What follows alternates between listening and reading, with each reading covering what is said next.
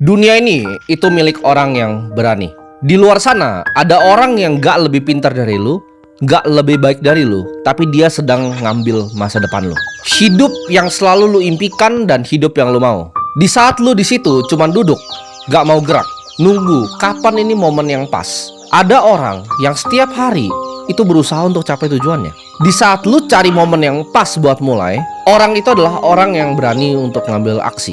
Dia nggak cuman duduk, tapi dia coba terus, walaupun yang dia coba itu seringlah gagal. Dan ketika lu pada orang-orang males, udah bangun 5 tahun lagi dan lu sadar tahun udah berubah, udah tahun 2030. Orang yang tadi yang gue sebut tadi itu sudah dapetin semua yang lu pernah impikan. Rumah yang lu mau, liburan yang lu mau, pasangan yang lu mau, orang tua yang bahagia.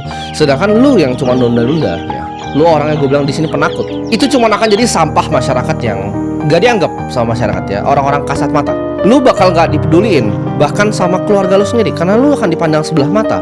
Orang yang gak punya duit, gue selalu bilang bahwa dunia ini jahat untuk orang yang miskin.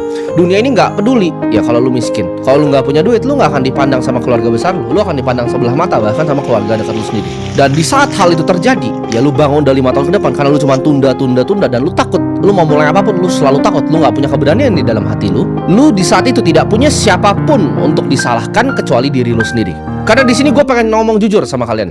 Dunia itu tidak pernah peduli sama lu. Dunia ini ya, gue kasih tahu ke lu, cuman kasih imbalan ya. Dunia ini cuman kasih hal-hal yang baik ke mereka yang berani. Fortunes itu selalu favors the bold. Jadi di sini lu yang kasih tahu gue di sini. Apakah lu udah mau stop cuma jadi penonton di pinggir lapangan, atau lu mau mulai untuk jadi orang yang bisa meraih mimpi lu? Jangan tunggu orang lain ngambil rumah yang harus lu tinggalin. Jangan tunggu orang lain harusnya ngambil pasangan yang harus lu ambil. Nanti jangan nangis ketika calon istri lu diambil sama cowok yang lebih sukses. Terus lu malah ngomong ke cowoknya, tolong jangan ambil kebahagiaan saya. Enggak, itu lu yang tolong. Di sini gua kasih tahu, apa sih game yang paling dicari sama banyak orang di dunia ini? Game yang paling banyak dicari di dunia ini adalah game dari uang itu sendiri. Karena dengan uang lu bisa beli makan, lu bisa beli rumah, lu bisa beli mobil. Semua orang tuh mau punya uang. Orang yang bilang, oh gue gak usah kaya, hidupnya itu bohong. Dia bilang, dia pinter kok sebenarnya, tapi dia gak mau cari uang. Enggak, dia bohong karena dia goblok. Orang yang pintar akan cari duit sebanyak-banyaknya. Dia akan menangin game yang namanya uang. Untuk apa? Untuk bahagiain bukan dirinya sendiri, keluarganya dia bahagiain. Dia bantu teman-teman sekitarnya. Dia bantu kasih sumbangan ke masyarakat sekitar. Ketika ada yang banjir dia sumbang. Ketika ada yang ada apa dia sumbang. Uang adalah high score dalam kehidupan. Lu memang bisa mengukur kapasitas seseorang dari uang yang dia punya. Kenapa? Karena orang miskin itu pasti goblok. Karena kalau buktinya dia tidak goblok, dia akan coba selesaikan masalah uang ini. Karena artinya orang ini bukanlah orang yang egois. Dia peduli tentang sekitarnya. Dia pengen bantu keluarganya naik kelas. Dia pengen bantu ayahnya, dia pengen bantu ibunya. Jadi uang adalah game paling kompetitif di dunia.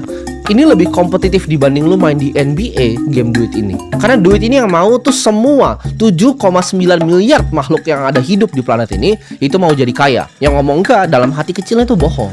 Lu bahkan ngerasain kan ketika malam lu lagi tidur ada yang ngomong di kuping lu sendiri. Lu ngomong tuh di kuping lu sendiri, gimana ya kalau gua nggak jadi orang yang sukses? Gimana ya kalau gua jadi orang yang gagal? Gimana ya kalau gua begini-begini terus seumur hidup gua? Gimana kalau misalnya gue jadi manusia sampah yang gak dianggap sama masyarakat? Itu lu sendiri yang bisikin ke kuping lu setiap kali lu mau tidur malam-malam. Tapi gue kasih tahu di sini, lu harusnya takut sama semua fakta itu. Karena setiap detik lu santai-santai di situ, ada orang lain ya yang siap untuk curi semua mimpi lu. Di saat lu skeptis, gue ngomong, oke, artificial intelligence ini akan mengubah dunia. Ada orang yang tidak skeptis, ada orang yang berani untuk lompat. Walaupun dia takut nih, dia tetap berani untuk lompat. Dia pelajarin, walaupun tuh sulit banget untuk dia pelajarin dari pagi sampai malam tentang artificial intelligence. 5 tahun lagi, dia akan dapat semua yang lu pernah impikan dan semua yang lu pernah mau. Sedangkan lu di sini cuma jadi sampah yang jualan kerupuk. Dia ini ya, yang berani ini, yang akan naikin mobil yang lu cuma taruh di wallpaper karena lu pecundang. Dan lu mau tahu hal paling buruknya apa nggak dari semua ini? Mungkin orang ini nggak lebih pintar dari lu. Cuman dia ketika gue ngomong apa di sini, dia berani untuk take action. Lu tanya coba orang yang sudah ngikutin gue selama 2 tahun, apakah hidupnya berubah atau enggak? Kalian buktikan aja, cari di komentar di bawah yang nonton gue selama 2 tahun dan praktekkan dan take action, hidupnya sejauh apa berubahnya. Banyak sekali yang dari cuman punya duit puluhan juta jadi punya miliaran. Kenapa? Karena take action. Dan ini rebutan loh. Kalian semua tuh lomba di sini. Lu jangan saling support, di bawah lu semua akan bunuh-bunuhan untuk 5 tahun ke depan, untuk naik tangganya ke atas.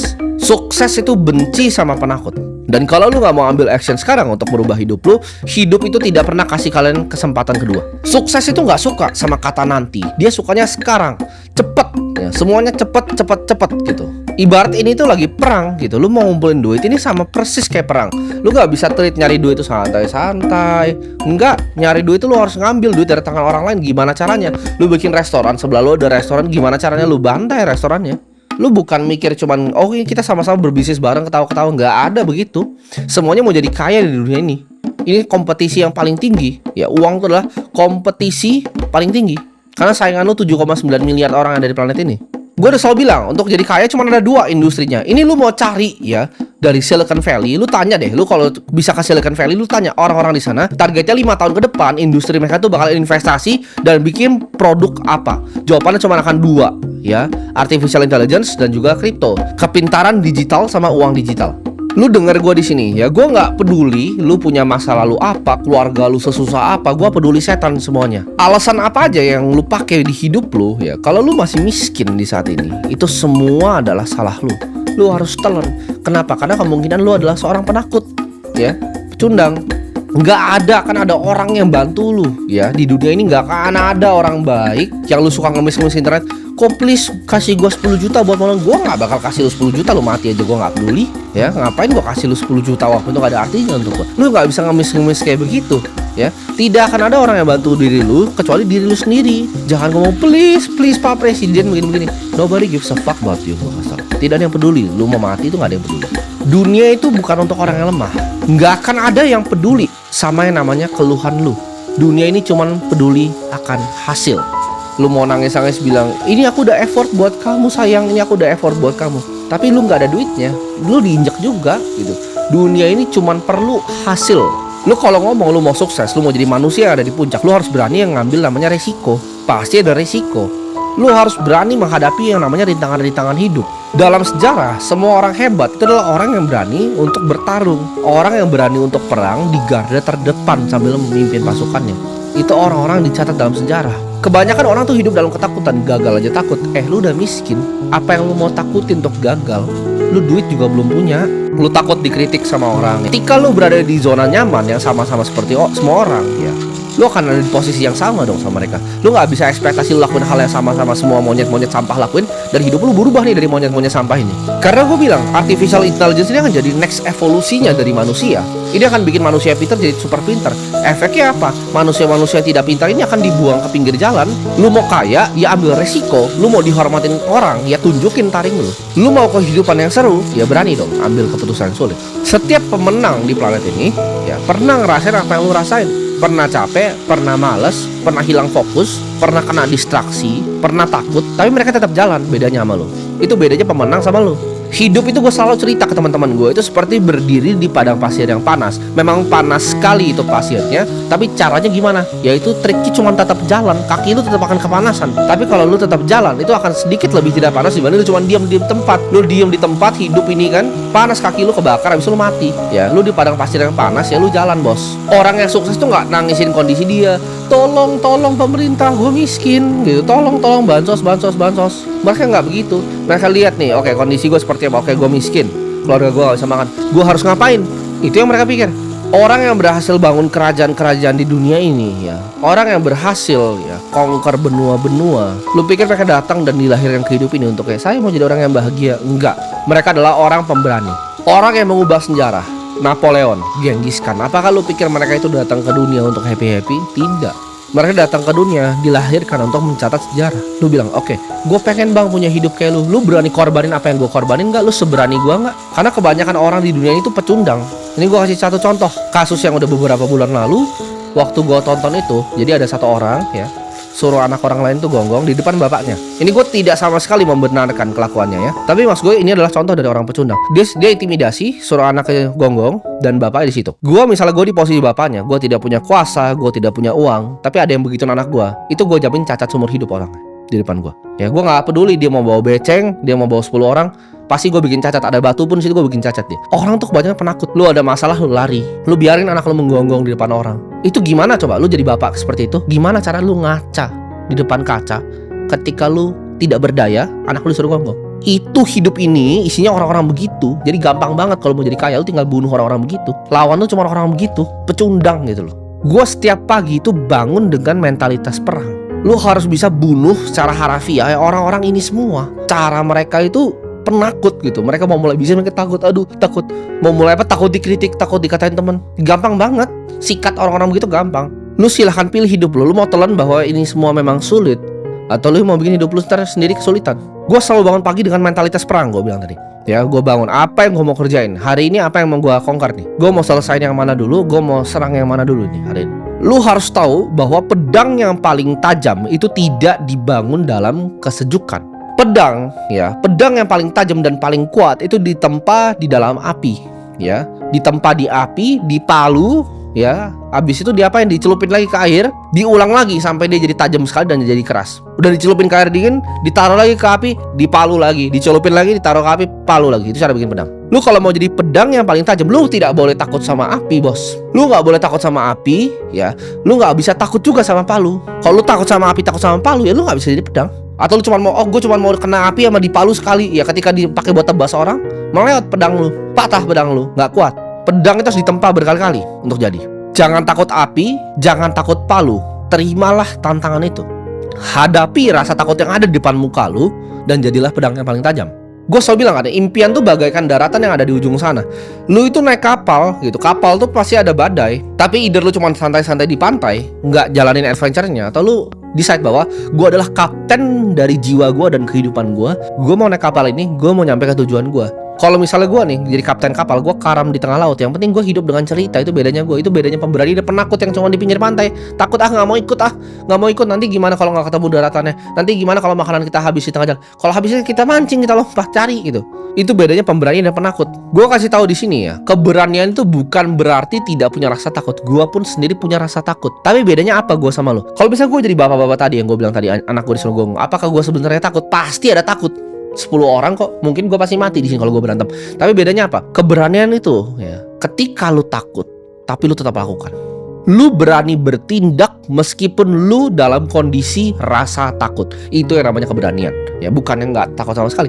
Lu bertindak walaupun ya ada rasa takut di hati lu. Orang yang lemah itu akan selalu ditindas di dunia ini. Ya, gua rasa dunia itu sudah berubah dari zaman dulu.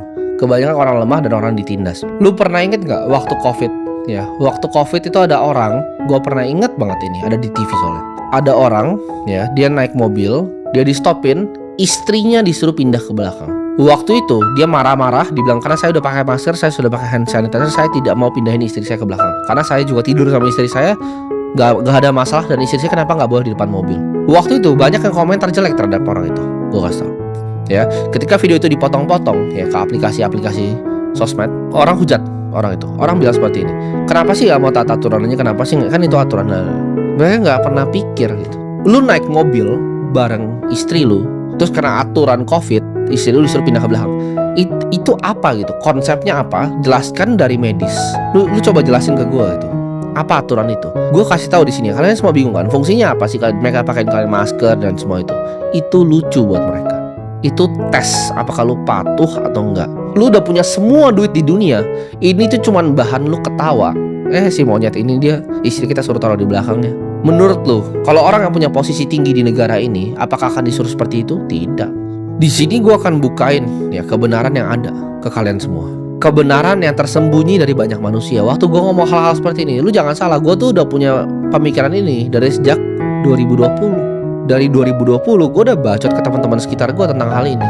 Ketika sekarang lu baru mulai sadar, mata lu baru mulai terbuka, baru lu mulai lihat kebenaran, baru tahu semua yang keluar dari mulut gue tuh hanya kebenaran.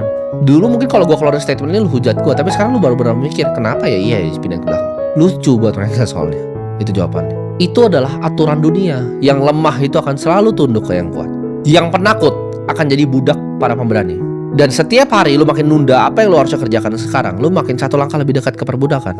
Hidup ini memilih, lu mau jadi budak atau mau jadi mereka yang berani kan? Gak ada yang maksa kok lu jadi pecundang rendah. Tidak ada yang memaksa lu kok untuk jadi pecundang lemah. Lu yang bikin diri lu sendiri jadi pecundang lemah.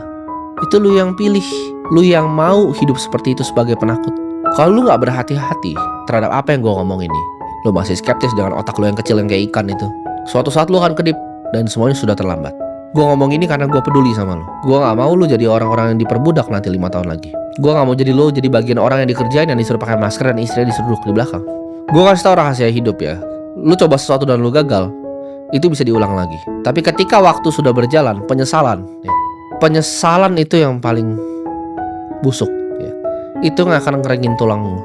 Ketika 10 tahun lagi, 15 tahun lagi, lu pikir semua yang keluar dari mulut gue itu jadi kenyataan, dan lu cuma lihat nanti, lu menyesal kenapa gue gak dengerin dia dari dulu. Itu akan ngeringin tulang lu dan lu akan jadi orang yang cepat mati. Penyesalan itu adalah hal yang bakal gerogotin orang sampai tua. Jadi segala sesuatu yang dijumpai sama tangan lu untuk dikerjakan, lu harus kerjakannya sekarang. Janganlah ditunda-tunda. Jangan tunggu hari esok. Siapa yang bekerja dengan tangan yang lamban itu akan selalu jadi miskin. Tetapi tangan orang yang rajin itu selalu jadi kaya. Jangan lu nonton ini sampai 40 tahun lagi terus lu menyesal. Kenapa? Karena bayi lu umur 40 tahun akan anak-anak muda ya, yang umur 20-23 tahun akan bantai lu. Gue pengen kalian di semua sini ya, biar kalian bisa dengar apakah yang gue ngomongin kebenaran atau enggak. Yang umur 40, coba silahkan komen hidup lu tuh sekarang seperti apa. Dan yang umur 20-23, coba komentar. Ada yang mungkin lebih kaya dari lu umur 40 karena gak pernah ketemu gue. Ya lu kurang hoki aja zaman lu tidak ada gue. Tapi anak-anak muda ini akan ambil semua piring nasi lu, gue kasih tau. Yang umur 22, 23, 25 ini akan ambil semua piring nasi lu. Ya anak-anak lu susah ntar makannya. Ini diambil sama anak yang muda. Coba lu komentar uang lu berapa umur 40 sini. Bandingin coba sama yang 25 sini. Lu akan kaget sendiri nanti. Jadi anak-anak muda jadikan yang 40 itu sebagai contoh. Mereka tidak ada hoki, tidak ada orang yang lahir seperti gue di zamannya. Kalian semua ini harus merasa beruntung. Ada orang yang udah melihat cahaya dan mau tuntun lu ke dalam sana. Jangan lalu merasa pinter. Lu ngerasa oke, gue tuh pinter tapi gue deserve more di hidup ini. Jadi pejuang Twitter gitu kan. Rasanya lu pinter, lu kaum intelektual. Padahal lu miskin. Ya artinya miskin goblok kan. Padahal di hati lu, bukan di terdalam lu tahu ya, lu cuma pecundang yang sampah. Ketakutan itu adalah penyakit. Ya penyakit wabah yang menyebar. Itu akan nyebar ke semua badan lu, ketakutan itu. Itu yang mengontrol lu setiap harinya. Lu gak mau ini karena lu takut, lu gak mau ini karena lu takut, lu gak mau coba lu gak karena takut, lu gak mau belajar karena takut, semua takut. Jadi anak-anak muda di sini dengerinlah gua. Ya jangan sia-siain waktu muda lu, jangan lu buang waktu yang paling berharga di hidup lu. Jangan seperti orang 40 tahun yang jadi sampah masyarakat. Uang dan kekuasaan itu harus diambil. Power must be taken. Lu harus berani untuk ambil resiko di dunia ini. Dunia sudah berubah. Mereka yang berani akan menang, dan mereka yang takut akan dihapuskan dalam sejarah. Gue itu dulu sama persis seperti kalian semua yang nonton ini. Gue ngerti perasaan kalian. Maka di sini gue pengen bantu kalian. Gue ada di posisi di mana gue kerja, rasanya uang gue nggak nambah. Semua barang di sekitar gue rasanya tambah mahal. Gue nggak ngerti ini apa yang terjadi, ini gue yang goblok atau apa. Kok rasanya gue kayak lari di tempat. Gue pernah ada di posisi itu. Gue pengen ngasilin duit, tapi malah dicemooh sama orang-orang terdekat. Gak dianggap, dikira orang yang aneh, dikira anak yang aneh, dibilang nakal sama sekolah, dibilang sama guru masa depannya mau jadi apa. Gue pernah ada di posisi itu semua. Jadi gue ngerti perasaan kalian seperti apa. Tapi setelah gue benar-benar pelajari ya, karena di kondisi itu gue tidak mau stay di situ. Gue memberanikan diri untuk mempelajari tentang dunia. Setelah gue lihat sistem keuangan seperti apa, gue pelajari sampai ujungnya. Di situ gue melihat kebenaran. Gue akan sharing semua ilmu yang gue punya untuk bantu-bantu orang-orang yang dulunya persis di posisi gue. Lu enak ada gue. Dulu gue tuh sulit sekali untuk mencari. Gue sulit sekali mencari informasi. Di situ gue berjanji untuk bebasin lu semua ya, yang jadi budak dari sistem finansial yang busuk ini, supaya hidup lu itu gak menderita dan dirantai lagi sama uang setan ini. Ketika gue sudah melihat kebenaran, gue tidak punya pilihan lain selain melawan sistem ini. Jadi buat lu yang berani, ini semua itu adalah pergerakan. Ini bukan cuman konten, ini juga bukan cuman channel YouTube, tapi ini adalah cara gue untuk membagikan apa yang gue ketahui dan kebenaran yang gue tahu.